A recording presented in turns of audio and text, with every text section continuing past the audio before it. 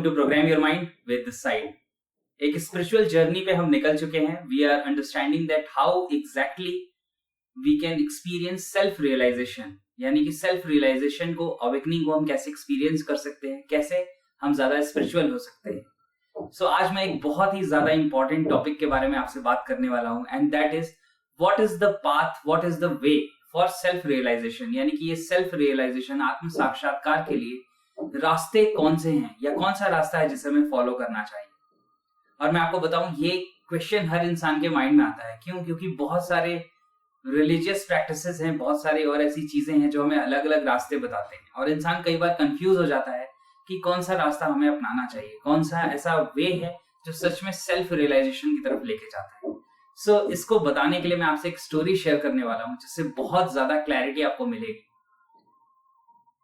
ये बात है एक ऐसे इंसान की जो एक ज़ेन फकीर के पास आता है और उनसे आकर कहता है कि मैं सत्य के विषय में जानना चाहता हूं, यानी कि मैं सच के विषय में जानना चाहता हूं, मैं सच जानना चाहता हूं। तो ये जो फकीर थे, ज़ेन फकीर, इन्होंने उससे एक सवाल पूछा, तुम सत्य के विषय में जानना चाहते हो या सत्य जानना चाहते हो? अब ये इंसान को पहली बार किसी ने ऐसा सवाल पूछा था, ऐसा क्वेश्चन पूछा था, और उसे पहली बार ये रियलाइज हुआ, ये एहसास हुआ कि सत्य के विषय में जानना और सत्य को जानना दोनों अलग चीजें हैं। यानी to know about the truth and to know the truth are two different things. उसने कुछ समय लिया, सोचा, और सोचने के बाद कहा कि जब मैं पूरी तैयारी के साथ आपके पास आया ही हूं, तो सत्य के विषय में जान के क्या करूंगा, सत्य को ही जानना चाहूंगा। तो ज़ेन फकीर ने कहा, एक बार फिर से सोच लो, क्योंकि ये इतना आसान नहीं है।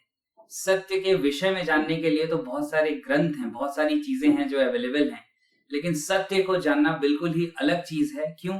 क्योंकि ये जिंदगी को बदल देती है, ये तुम्हें परिवर्तित कर देगी, ये तुम्हें चेंज कर देगी, और ये प्रोसेस हो सकता है बहुत आसान ना हो। वो इंसान के अंदर आत्मविश्वास था, कॉन्फिडेंस था, और उसने ज़ेन फकीर से कहा कि जब मैं सब छोड़ के आपके पास आ ही गया हूं, तो अब सत्य के विषय में नहीं, मैं सत्य को ही जानना चाहूंगा, और आप जो भी मुझे कहेंगे वो मैं करने के लिए तैयार हूं। आप बताएं कि मुझे क्या करना होगा। इस पे ये जो ज़ेन फकीर थे, इन्होंने क्या जवाब दिया? इन्होंने कहा कि जिस आश्रम में तुम अभी आए हुए हो, यहाँ पे करीब 500 भिक्षु रहते हैं, यानी कि ज़ेन भिक्षु 500 यहाँ पर रहते हैं, और मैं तुम्हें एक काम सौंपता हूं। काम यह है कि तुम्हें हर रोज इनके लिए चावल कूटना है, यानी कि जो धान से चावल निकलता है वो कूटने का काम तुम्हें करना है। ये वही खाते हैं, ये सारे दिन भिक्षा मांगते हैं, और जो भी धान इकट्ठा करके लाते हैं उन्हें हम कूटते हैं और इन सबको भोजन परोसते हैं। तो तुम्हें आज से वही काम संभालना है, और एक बात का ख्याल रखना है कि आज के बाद तुम मेरे पास नहीं आओगे। जब जरूरत होगी, जब सही समय आएगा, तो मैं ही तुम्हारे पास आऊंगा, तुम्हें मेरे पास आने की कोई जरूरत नहीं है। और अगर तुम ये कर सको तो तुम सत्य को जान सकोगे। वो इंसान जो था, साहसी था, हिम्मत वाला था। वो चला गया ध्यान कूटने, और उसने जाकर रोज सुबह धान कूटना शुरू किया। सुबह से शाम तक उसका सिर्फ एक ही काम होता था कि वो सुबह उठता, नहाता, सारी चीजें करता, उसके बाद वो लोगों के लिए धान कूटना शुरू कर देता। सुबह से शाम ऐसे ही बीत जाती, फिर रात में खाना वगैरह खा के अपना काम खत्म करके फिर वो सो जाता, और वो वापस इस गुरु के पास नहीं आता था, क्योंकि गुरु की ऐसी ही आज्ञा थी। उसने कहा था कि तुम मेरे पास नहीं आओगे। और ऐसा करते करते करते करते 20 साल गुजर गए, 20 लंबे साल गुजर गए, और 20 साल तक वो इंसान इस गुरु के पास वापस नहीं आया, वो सिर्फ धान ही कूटता था। अब इसके बाद 20 साल के बाद एक घटना वहां पर हुई कि जो ज़ेन फकीर थे, इन्होंने कहा कि अब मैं बूढ़ा हो गया हूं और मेरा इस दुनिया से जाने का समय आ गया है, अब मेरा जाने का समय करीब है। तो ये जो सारी चीजें हैं, ये जो सारा स्पिरिचुअल साम्राज्य है, इसे संभालने के लिए कोई काबिल इंसान होना चाहिए, जो अब इन चीजों को आगे लेके जा सके, जो मैंने अचीव की, जो मैंने लोगों तक पहुंचाई। तो कौन है जो इसका वारिस होना चाहेगा? और ये वारिस आसानी से आप ये नहीं कह सकते कि मैं वारिस होना चाहता हूं या मैं संभालना चाहता हूं तो मैं आपको दे दूंगा। आपको अपनी काबिलियत प्रूव करनी पड़ेगी। और उन्होंने कहा अपने भिक्षुओं को बुलाकर कि अब मेरा जाने का समय करीब है, तो आज रात को जब मैं सो रहा हूं, जब मैं सुबह उठूं, उसके पहले मेरे जो कमरा है, मेरे कमरे की बाहर की दीवार पे जो ज्ञान सच में किसी को मिला हो, वो अपने ज्ञान से भरी हुई कुछ पंक्तियां वहां पर लिख दे, अगर लिख सकता है तो। उन पंक्तियों को देखकर मैं समझ जाऊंगा कि क्या तुम वाकई में वारिस बनने के काबिल हो, और अगर हो तो मैं तुम्हें अपना वारिस बनाऊंगा, यानी कि ये पूरा स्पिरिचुअल साम्राज्य में तुम्हें लेके जाऊंगा। अब क्या होता है, जैसे ही रात में वो सोते हैं, ऐसा कहने के बाद पूरे आश्रम में बहुत सारी चहल पहल शुरू हो जाती है, क्योंकि वहां पे जो लोग थे वो ग्रंथों को पढ़ने वाले, दिन भर भिक्षा मांगने वाले और बहुत सारी स्पिरिचुअल प्रैक्टिसेस करने वाले लोग थे। इन लोगों ने आपस में डिस्कस करना शुरू किया, क्योंकि हर किसी के अंदर से एक फीलिंग थी कि बहुत कुछ हम कर तो रहे हैं, लेकिन अभी तक सच पूछो तो ज्ञान नहीं मिला है। अंदर से अवेकनिंग तो हुई नहीं है, प्रोसेस हमने बहुत ज्यादा फॉलो किया है। और उसमें से एक इंसान था जिसे लगा कि इन सब में सबसे ज्यादा काबिल मैं हूं, तो क्यों नहीं मैं ही दावेदार बनूं इस साम्राज्य का। उसने क्या किया, उसने बहुत चालाकी से काम लिया। रात में जब वो फकीर सो रहे थे और बाकी सारे लोग सो रहे थे, वो चुपके से जाता है, किसी को बताता नहीं है, और जाकर उस दीवार पे कुछ लाइनें लिखता है। वो लाइनें क्या लिखता है मैं आपको बताता हूं। वो वहां पे लाइनें लिखता है कि मन एक दर्पण है, इस दर्पण पर विचारों की, वासनाओं की धूल जम जाती है। जो इस धूल को झाड़ लेता है वो सिद्ध हो जाता है, वो सत्य को पा लेता है, उसी को मोक्ष मिलता है। ऐसा उसने वहां पे लिखा, और लिखने के बाद वो चुपचाप अपने कमरे में वापस आ गया। अब कमरे में वापस आने के बाद वो इंतजार करता रहा कि कब सुबह होगी, कब ये जो हमारे ज़ेन फकीर हैं ये उसे पढ़ेंगे और शायद खुशी खुशी मुझे बुलाएंगे। ज़ेन फकीर सुबह उठते हैं, वो दीवार पर देखते हैं और बहुत जोर से नाराज होकर चिल्लाते हैं कि ये किस नासमझ ने ये ऐसी पंक्तियां यहाँ लिखी हैं और मेरी दीवार को गंदा किया है। अब ये इंसान डर जाता है, ये बिल्कुल भी उसके बारे में नाम नहीं लेता कि ऐसा मैंने लिखा था, क्योंकि उसने चालाकी से काम किया था कि मैं लिख देता हूं इन लाइनों को, अगर वो पसंद आएंगी तो मैं कह दूंगा हाँ मैंने लिखी, और अगर पसंद नहीं आएंगी तो मैं चुप रह जाऊंगा, मेरी जो इज्जत है, जो सम्मान है वो बचा रह जाएगा। तो उसने ऐसा किया। अब इसके बाद वहां पे बहुत सारी चहल पहल स्टार्ट हो गई, बहुत सारे लोगों ने बात करना शुरू किया। कुछ लोगों ने कहना शुरू किया कि इतनी गहरी बात यहाँ पर लिखी हुई है कि मन एक दर्पण है जिस पर विचारों की, वासनाओं की धूल जम जाती है। इस धूल को झाड़ देना ही ध्यान है, और जो इस धूल को झाड़ लेता है वो ही सिद्ध हो जाता है, उसे ही मोक्ष मिल जाता है। इतनी कमाल की और गहरी बातें लिखी है। यही तो सारे जो हमारे ग्रंथ हैं उसका निचोड़ है। और लगता है कि जो हमारे ज़ेन फकीर हैं ये बूढ़े होने के कारण सठिया गए हैं कि जो बुद्धि है वो काम नहीं कर रही, जो इन्हें ये विचार बेकार के लग रहे हैं। और ऐसा बात करते हुए बहुत सारे लोग जा रहे थे। इसमें से दो भिक्षु उस कमरे के बाहर से निकलते हैं जिस कमरे के अंदर वो व्यक्ति था जो 20 सालों से धान कूट रहा है। और लोग तो भूल ही गए थे कि वो एग्जिस्ट भी करता है। क्यों? क्योंकि उसका सिर्फ एक काम था, वो सुबह उठता, अपना नहाता धोता, बाकी काम करता, चावल कूटता और फिर खा पी कर सो जाता। तो लोग भूल ही गए थे धीरे धीरे कि वो एग्जिस्ट भी करता है, क्योंकि उसका किसी से कोई कम्युनिकेशन नहीं था, कोई बातचीत नहीं थी, वो बिल्कुल गायब ही था एक तरीके से। तो वो अंदर से व्यक्ति इन लोगों की बात सुन रहा था कि ऐसी ऐसी लाइनें लिखी गई, ऐसे ऐसे शब्द लिखे गए वहां पे, और हमारे जो ज़ेन फकीर हैं वो कहते हैं कि ये सब बेकार की बातें हैं, ये सब कूड़ा कचरा है। और ये अंदर से जोर जोर से हंसने लगता है। तो जब ये हंसने लगता है तो जो भिक्षु थे वो इसकी हंसी को सुन के इसके पास आते हैं और कहते हैं तुम हंस क्यों रहे हो। और उनका ध्यान भी इसलिए गया क्योंकि जिस इंसान ने बहुत सालों से किसी से बात ही ना की हो, अगर वो हंसता हुआ दिखाई दे तो आश्चर्य तो होता ही है। तो वो कहता है कि ज़ेन फकीर बिल्कुल सही कहते हैं, ये बातें बेवकूफी भरी हुई हैं, इसमें कहीं भी सच का कोई भी अंश नहीं है, सच से इसका कोई नाता रिश्ता नहीं है।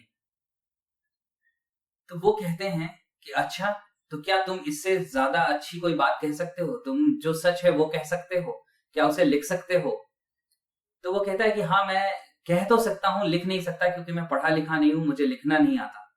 तो वो कहते हैं ठीक है, तुम हमारे साथ चलो और उस दीवार पर, यानी कि जो हमारे ज़ेन फकीर है उनकी दीवार पे जो तुम कहना चाहते हो वो कहो और हम वहां लिख देते हैं, लेकिन तुम्हें हस्ताक्षर करने पड़ेंगे कि ये तुमने कहा है। उसने कहा ठीक है, इतना मैं कर सकता हूँ, मैं वहां पे अपने हस्ताक्षर दे सकता हूँ कि हाँ ये मैंने ही कहा, इस चीज की रिस्पॉन्सिबिलिटी मैं ले सकता हूँ। और वो जाता है वहां पे, और वहां पे जाकर वो कुछ लाइनें कहता है जो दूसरे भिक्षु लिखते हैं वहां पे, और वो लाइनें क्या थी, वो कहता है कि मन का कोई दर्पण नहीं है, जो ऐसा जान लेता है वो ही सिद्ध है। मन का कोई दर्पण नहीं है तो धूल जमेगी कहाँ, विचारों की वासनाओं की धूल जमेगी कहाँ।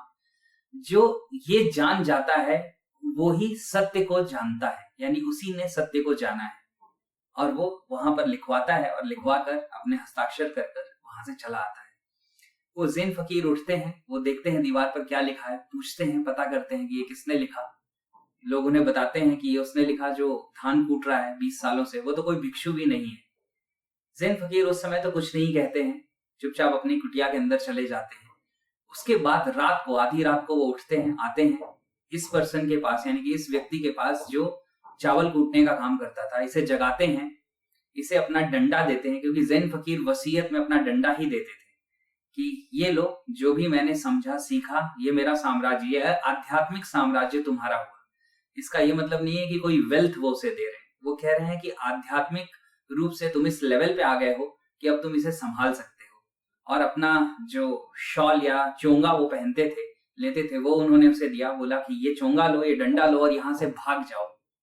वो कहता है भाग जाऊं, क्यों भाग जाऊं यहाँ से? वो कहते हैं कि क्योंकि तुमने सच में सत्य को जाना, तुम सत्य को समझ चुके हो।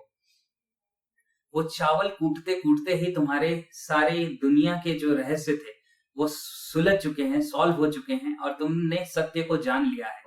लेकिन ये बाकी 500 भिक्षु इस बात को बर्दाश्त नहीं कर सकेंगे कि ये एक स्पिरिचुअल प्रैक्टिस में थे इतने सालों से, और इन्होंने जिस सत्य को नहीं जाना, सिर्फ किताबों में पढ़ा, उस सत्य को किसी चावल कूटने वाले ने जान लिया।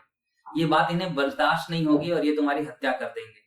इसलिए ये डंडा लो, ये चोंगा लो और यहाँ से भाग जाओ कहीं और जाओ, और अब अपनी आध्यात्मिक यात्रा शुरू करो आगे की। ये ज्ञान लोगों को दो, ये ज्ञान लोगों को बांटो। और उस रात में वो चावल कूटने वाला व्यक्ति वहां से भाग गया। ये बहुत बहुत कमाल की बात है, बहुत कमाल की चीज है अगर आप इसे समझो तो। इसमें एक बहुत ही गहरा राज, एक बहुत ही गहरा सीक्रेट छुपा हुआ है। वो क्या है? वो ये है कि इस दुनिया में कोई भी प्रोसेस ऐसा नहीं बना है कि इस प्रोसेस को ही फॉलो करेंगे फिर हमारे स्पिरिचुअल अवेकनिंग होगी या सेल्फ रियलाइजेशन होगा। वो किसी एक इंसान के लिए हो सकता है। जैसे अगर मैं इस इंसान की बात करूं, इसे सेल्फ रियलाइजेशन हुआ चावल कूटते कूटते, तो अगर इसके बाद एक धर्म बना दिया जाए कि जिसे सेल्फ अवेयरनेस चाहिए या सेल्फ अवेकनिंग चाहिए, वो 20 सालों तक चावल ही कूटेगा, तो ऐसा जरूरी नहीं है कि ऐसा करने से उसे सेल्फ रियलाइजेशन हो जाएगा। आप समझ रहे इस बात को? इसका मतलब ये है कि इस दुनिया में जितने भी प्रोसेस है सब अपनी जगह ठीक है। वो हर इंसान, किसी न किसी इंसान को उन्होंने सेल्फ रियलाइजेशन तक पहुंचाया है, दिया है। और आपको अगर सेल्फ रियलाइजेशन करना है तो आप जिस जिंदगी में हैं उस जिंदगी में रहते हुए ऑब्जर्वर बनकर, यानी कि जब आप अपने मन को देखना, जब इस इंसान ने कहा कि मन कोई दर्पण नहीं है, इसका मतलब मन किसी भी चीज को रिफ्लेक्ट नहीं कर रहा है। जब इस लेवल तक आप चीजों को जान जाते हैं, एहसास करना शुरू कर देते हैं, आप अपने आप को ऑब्जर्व करना शुरू करते हैं, तब ये अवेयरनेस, ये अवेकनिंग आनी शुरू हो जाती है। और फिर किसी स्पेशल प्रोसेस की जरूरत नहीं है कि उस प्रोसेस से गुजरेंगे तो ही सेल्फ रियलाइजेशन होगा। आपकी जिंदगी में जो कुछ भी चल रहा है वो सफिशिएंट है आपको सेल्फ रियलाइजेशन और अवेकनिंग तक ले जाने के लिए। सो जस्ट आपको उसको ऑब्जर्व करना है, और इस तरीके से ऑब्जर्व करना है जैसे कि वो हो रहा है, आप कर रहे हैं ऐसा नहीं है, ये हो रहा है, ये चल रहा है। और जब आप ऑब्जर्व करना शुरू करते हैं आप इस जर्नी पे निकल जाते हैं। इस इंसान के साथ क्या हुआ? चावल कूटने वाले के साथ, जब इसने चावल कूटना शुरू किया होगा तो बहुत सारे विचार आने शुरू हुए होंगे, सारी दुनिया की बहुत सारी चीजें, थॉट्स इसके दिमाग में आना शुरू हुए होंगे। लेकिन जैसे जैसे जैसे जैसे इसने अपने आप को यहाँ पर फोकस कर लिया कि मेरा काम है चावल कूटना, यानी अब वो चावल कूट भी नहीं रहा, उससे चावल कूटे जा रहे हैं, ऐसा कहना ज्यादा सही है। तो धीरे धीरे वो सारे विचार खोने चले गए और सिर्फ उस प्रोसेस को ऑब्जर्व करते करते जिंदगी के जो भी सवाल हैं, जो क्लैरिटी है, वो डेवलप हो गई, जिसे सेल्फ रियलाइजेशन कहते हैं। सो ये एक कमाल की चीज है। अगर आप समझ सके तो आपकी जिंदगी में एनफ पॉसिबिलिटीज हैं जो आपको सेल्फ रियलाइजेशन तक लेके जा सकती है। किसी स्पेशल प्रोसेस पे निकलने की जरूरत नहीं है, वो आपके इनर ड्राइव से आना चाहिए, आपके अंदर से आना चाहिए कि मुझे कहाँ जाना है। अगर आप किसी प्रोसेस को फॉलो कर रहे हैं बहुत ही अच्छी बात है, लेकिन वो इसलिए नहीं होना चाहिए कि किसी ने ऐसा कह दिया या लिख दिया। जो भी आप कर रहे हैं उसको ऑब्जर्व करना शुरू करिए कि ये मुझे किधर लेके जा रहा है। ये किसी और को कहीं लेके जा सकता है, लेकिन मुझे कहाँ लेके जा रहा है ये आपको देखना होगा, ये आपको चेक करना होगा। And you will move on the journey of self awareness, self awakening. और ये आपको कमाल का स्पिरिचुअल बीइंग बना देगी। जो आज हम ह्यूमन बीइंग से ह्यूमन डूइंग हो गए हैं, वहां से आप ह्यूमन बीइंग और स्पिरिचुअल बीइंग हो सकते हैं, राइट?